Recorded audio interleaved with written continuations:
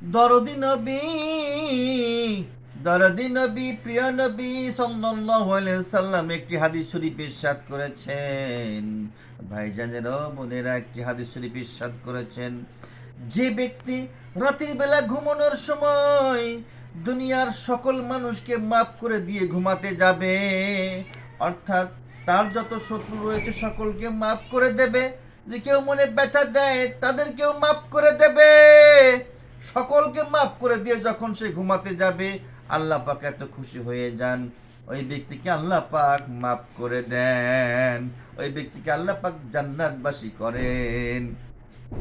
তুই আসুন সম্মানিত ভাই বোনেরা, এই আমলটা করার চেষ্টা করি। যখন আমরা ঘুমাবো, রাতের বেলা ঘুমাতে যাব, দুনিয়ার সকল মানুষকে মাফ করে দেব, শত্রুদেরকে মাফ করে দেব, যারা মনে ব্যথা দিয়েছে, দুঃখ দিয়েছে, যন্ত্রণা দিয়েছে, যারা ঠকিয়েছে, সকলকে মাফ করে দেব। আল্লাহ পাক এত খুশি হয়ে যান, এ আমলে এত খুশি হয়ে যাবেন, আল্লাহ পাক ওই বান্দাকে তার জীবনের সমস্ত গুনাহগুলি মাফ করে দেবেন।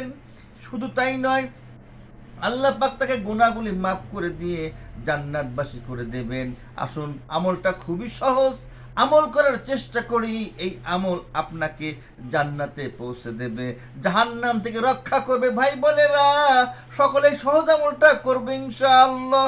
আসুন সকলেই আমলটা করে জান্নাতবাসী হয়ে যাই, জান্নাতবাসী হয়ে যাই, জান্নাতবাসী হয়ে যাই।